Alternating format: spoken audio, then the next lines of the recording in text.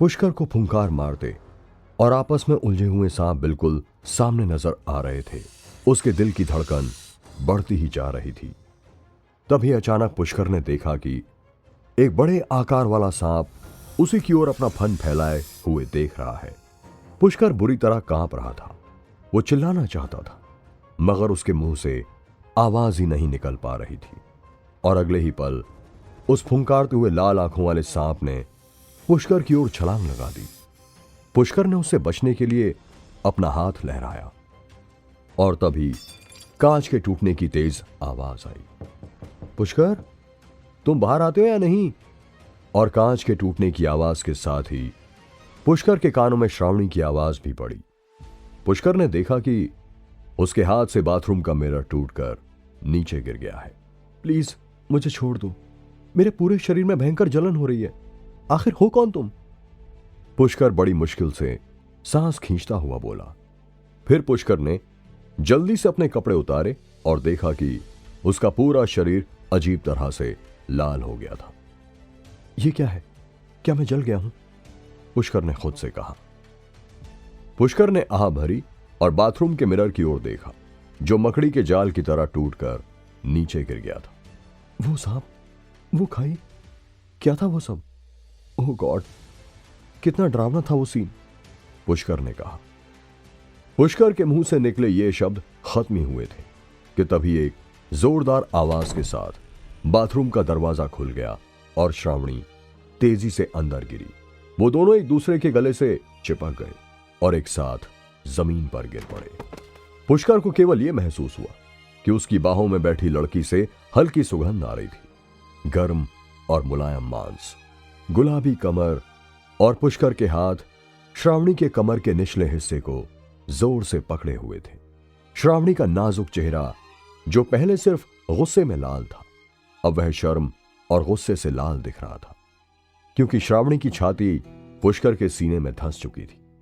इस समय वो दोनों एक ऐसी स्थिति में थे जिसकी श्रावणी ने कभी कल्पना भी नहीं की थी। श्रावणी? पुष्कर जैसे नींद से जागा हो। उसे नॉर्मल होने में थोड़ा समय लग गया था।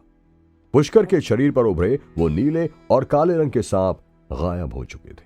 हालांकि उसे अभी तक यह एहसास नहीं था कि उसके हाथ श्रावणी के खूबसूरत शरीर के कौन से हिस्से पर हैं। पुष्कर अभी तक भौचक्का था। मुझे बहुत दर्द हो रहा है। पुष्कर, तुम क्या कर रहे थे? मैं कितनी देर से दरवाजा खटखटा रही थी, श्रावणी ने दबी हुई आवाज में कहा। और उसके साथ ही श्रावणी ने खुद को पुष्कर की मजबूत पकड़ से छुटाते हुए अपनी गुलाबी मुट्ठी से गुस्सा निकालने के लिए पुष्कर की छाती पर 2 बार मुक्का मारा। हालांकि ये दोनों मुक्के श्रावणी ने अपनी शर्म छुपाने के लिए पुष्कर की छाती पर जड़े थे। उन दोनों मुक्कों के साथ ही पुष्कर को याद आया कि श्रावणी तो उसके स्कूल की दोस्त है और आज वो दोनों यहां नॉर्थ कैंपस में अपने कॉलेज में आए थे। जिसके बाद अचानक ही श्रावणी ने उससे इस कॉम्प्लेक्स में आने के लिए कहा था जहां पिछली बार वो उर्वी के साथ आया था और चक्रधर ने उसकी पिटाई की थी।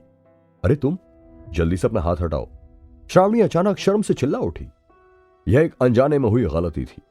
वैसे तुम मेरे ऊपर हो तो पहले तुम्हें उठना होगा, पुष्कर ने कहा। पुष्कर ने वास्तव में अपना हाथ श्रावणी के शरीर के उस हिस्से पर रखा हुआ था जहां उसे नहीं रखना चाहिए था। यह सुनते ही श्रावणी चिल्ला उठी। वह समय एक आकर्षक ऑक्टोपस की तरह पुष्कर के शरीर पर सवार थी। मैं जानती हूं यह सब किसी गलती है, श्रावणी ने खुद को संभालते हुए कहा। पुष्कर, क्या तुम्हें नहीं लगता कि तुम प्यार में टूटे हुए आशिक हो गए हो? क्या तुम्हें खुद को इस तरह बंद करके आत्महत्या करने की जरूरत है? श्रावणी उठी और शर्मनाक चेहरे के साथ पुष्कर को दोष देते हुए बोली। श्रावणी जमीन से तो उठ चुकी थी लेकिन अपने कपड़े संभालना भूल गई थी और तभी पुष्कर की नजर सीधा उसके टॉप के ऊपर के खुले बटन पर जाकर टिक गई। पुष्कर को यकीन नहीं आ रहा था कि श्रावणी इतनी बड़ी हो चुकी है। श्रावणी ने जैसे ही पुष्कर की नजरों का पीछा किया तो उसने झट से अपने टॉप का बटन बंद करने की कोशिश की मगर बटन टूट चुका था और इस समय श्रावणी के पास शर्मा कर अपनी आंखें झुकाने के अलावा और कोई चारा नहीं था। तभी पुष्कर का ध्यान भी उसके ऊपर से हट गया। मैं टूटा हुआ आशिक हूं, पुष्कर ने मुस्कुराते हुए कहा। उर्वी सिर्फ अयान के साथ बात कर रही थी, लेकिन तुम इतने मूर्ख थे कि तुमने इसे सीरियसली ले लिया। मैं कुछ समय से तुम्हें कुछ बदला हुआ देख रही हूं पुष्कर, श्रावणी ने कहा। पुष्कर ने श्रावणी की बात पर कोई प्रतिक्रिया नहीं दी थी, क्योंकि वो जानता था कि श्रावणी सच बोल रही है। कुछ ही देर पहले उसके शरीर पर गहरे काले और नीले रंग के सांप मंडरा रहे थे, और अचानक ही वो सब गायब हो गए, जिनके बारे में पुष्कर को खुद भी कुछ नहीं मालूम था। और तो और पिछले कुछ समय से उसके अंदर से अचानक ही ऐसी आवाजें आती थी। तभी श्रावणी ने अपने गुलाबी होंठ दांत से काटे और धीमी आवाज में शिकायती लहजे में कहा, मुझे नहीं पता कि उसमें क्या अच्छा है, लेकिन तुम उसके लिए इस तरह बेचैन क्यों हो? श्रावणी ने पुष्कर से कहा। लेकिन अचानक ही पुष्कर की आंखें लाल हो गईं और उसके मुंह से निकला, आज मैं इस चक्रधर का खून पी जाऊंगा। तुम ऐसे क्यों बात कर रहे हो पुष्कर? और ये तुम्हारी आवाज को क्या हुआ? ओह, तुम्हारी आंखें? श्रावणी ने अचानक ही पुष्कर के उस बदले हुए रूप को देखा। पुष्कर बाथरूम से बाहर निकल चुका था और उसके कदम चक्रधर की ओर बढ़ चुके थे। फुंकार मारते काले और नीले सांप पुष्कर के दोनों कंधों पर फिर से आ चुके थे। उसकी आंखें लाल थीं और शरीर पत्थर की तरह सख्त हो चुका था। नहीं, तुम कुछ नहीं करोगे। अगर तुमने चक्रधर को मार दिया तो मैं बड़ी मुसीबत में फंस जाऊंगा। मुझे उसका खून नहीं करना है। पुष्कर ने अपने कंधे पर बैठे सांप को फुंकारते हुए देखकर कहा। पुष्कर के कहते ही काला सांप उसके कंधे से उड़ते हुए सीधे उसकी आंखों के सामने आ गया और बोला, अब तुम हमारे संरक्षण में हो, तुम्हें अपने बदले को पूरा करना ही होगा। काले सांप ने पुष्कर से कहा, मैं उसे अपने तरीके से समझा दूंगा, क्योंकि अगर तुमने उसे जान से मार दिया तो मैं बड़ी मुसीबत में फंस जाऊंगा। पुष्कर ने कहा, ठीक है, पर अगर तुम पर फिर से हमला होता है तो हमें उस हमले का जवाब देना ही होगा, फिर चाहे उसमें किसी की जान ही क्यों ना चली जाए। काले सांप ने पुष्कर से कहा, लेकिन किसने दिया तुम्हें यह आदेश? कौन है जो मेरी मदद करना चाहता है? पुष्कर ने उस फुंकारते हुए सांप से पूछा। अभी इस बात का समय नहीं आया है, समय आने पर तुम्हें साफ पता चल जाएगा। यह कहकर पुष्कर के कंधे पर बैठा वो सांप गायब हो गया था और अब पुष्कर चक्रधर के सामने आ पहुंचा था। चक्रधर, तुझे क्या लगा मैं तुझे ऐसे ही छोड़ दूंगा?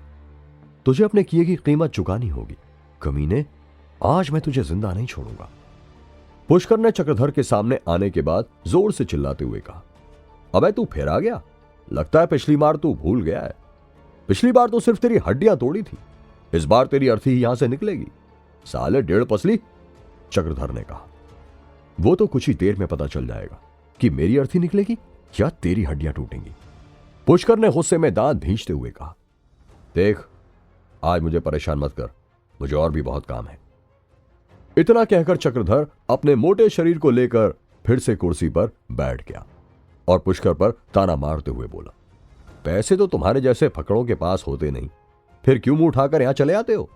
पुष्कर चक्रधर के सामने खड़ा हुआ था और अपने अंदर के उस खौफनाक और भयंकर तूफान को शांत करने की कोशिश कर रहा था, क्योंकि पुष्कर जानता था कि उसके अंदर की यह ताकत चक्रधर और उसके आदमियों को खत्म करने के लिए काफी है। अचानक ही पुष्कर ने अपने आराध्य शिव शंकर को याद किया। हे महादेव, मैं इसका खून नहीं करना चाहता, प्लीज मेरे अंदर के इस गुस्से को शांत कर दो, वरना आज मेरे हाथों अनर्थ हो जाएगा। फिर पुष्कर ने चक्रधर से कहा, मैं जानता हूं तुम्हारे सामान की क्या कीमत है और मेरे पास इतने पैसे हैं कि मैं तुम्हारे सामान का हर्जाना भर सकूं, लेकिन तुम अपनी नहीं बल्कि उस सड़े हुए आदमी अयान के शब्द बोल रहे हो। यह सुनते ही चक्रधर शांत हो गया था, लेकिन तभी कुछ सोचते हुए वो गुस्से में खड़ा हो गया और तेज आवाज में चिल्लाते हुए बोला, मिस्टर अयान को बीच में क्यों लाते हो? तुम्हें क्या लगता है कि अयान से उसकी गर्लफ्रेंड छीनना कोई मजाक है? खैर, मैं तुम्हें यह बात अच्छे से बता देना चाहता हूं बेवकूफ लड़के, अगर तुमने मिस्टर अयान और उनकी गर्लफ्रेंड के बीच में आने की कोशिश की तो तुम अपनी जान से हाथ धो बैठोगे। जान मेरी नहीं, तुम्हारी जाएगी। तुम इस रेस्टोरेंट की आड़ में कौन कौन से काम करते हो उन सब की जानकारी है मेरे पास। तुम सिर्फ खाना ही नहीं बल्कि चोरी छुपे शराब भी बेचते हो, पुष्कर ने चिल्लाते हुए कहा था और उसकी बात सुनते ही चक्रधर के चेहरे का रंग बदलने लगा था। लेकिन पुष्कर यही नहीं रुका और वो आगे बोला, लेकिन सिर्फ शराब ही नहीं, और क्या क्या नशे की चीजें तुम कॉलेज के लड़के लड़कियों को सप्लाई करते हो, मुझे सब पता है। चक्रधर की आंखें फैलने लगी थी। उसे अंदाजा नहीं था कि पुष्कर उसके बारे में इतना कुछ जानता है।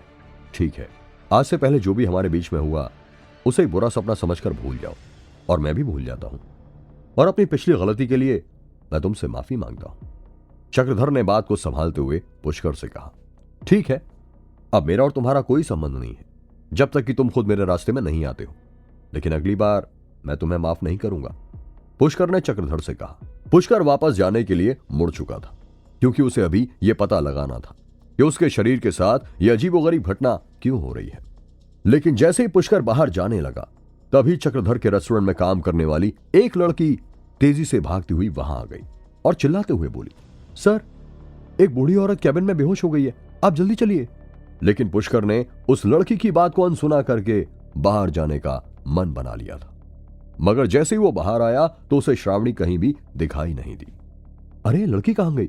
अभी तो मैं उसे यहीं पर छोड़कर गया था, पुष्कर ने कहा। पुष्कर ने रेस्टोरेंट के अंदर देखने की कोशिश की तो उसने देखा कि श्रावणी उसी ओर भागी चली जा रही है जहां वो बूढ़ी औरत बेहोश हो गई थी। पुष्कर भी ना चाहते हुए उसी ओर चल पड़ा। श्रावणी, तुम यहां क्या कर रही हो? चलो यहां से, मैंने चक्रधर से समझौता कर लिया है, पुष्कर ने श्रावणी के पास जाकर कहा। ओह, ये तो बहुत ही अच्छी बात है, लेकिन जिस तरह तुम चक्रधर की ओर गए थे मैं तो डरी गई थी, तुम बहुत ही गुस्से में लग रहे थे, श्रावणी ने राहत की सांस लेते हुए पुष्कर से कहा। पुष्कर जानता था कि श्रावणी उसके उस रुद्र रूप की बात कर रही थी जिसके बारे में वो खुद भी नहीं जानता था। पुष्कर तो बस यही जानता था कि आज उसने कितनी मुश्किल से अपने आप से चक्रधर को बचाया था। तभी पुष्कर के कानों में उस बूढ़ी औरत के पति की रोने की आवाज पड़ी। देखो ना पुष्कर, इस बूढ़ी औरत को क्या हो गया है, ये बेचारी बेहोश हो गई है, श्रावणी ने सामने फर्श पर बेहोश लेटी हुई बूढ़ी औरत की ओर इशारा करते हुए कहा। पुष्कर ने आंख उठाकर उस बूढ़ी औरत और उसके पति की ओर देखा। उसके साथ में उसका पति विलाप कर रहा था और बाकी लोग खड़े हुए डॉक्टर का इंतजार कर रहे थे। ऐसा लग रहा था कि वो बूढ़ी औरत अपनी सांसें खो चुकी है। क्या पुष्कर उस बूढ़ी औरत की जान बचा पाएगा? क्या पुष्कर अपने शरीर में हो रहे इस बदलाव के बारे में जान पाएगा? जानने के लिए सुनते रहिए ये एक्साइटिंग कहानी सिर्फ पॉकेट एफएम पर।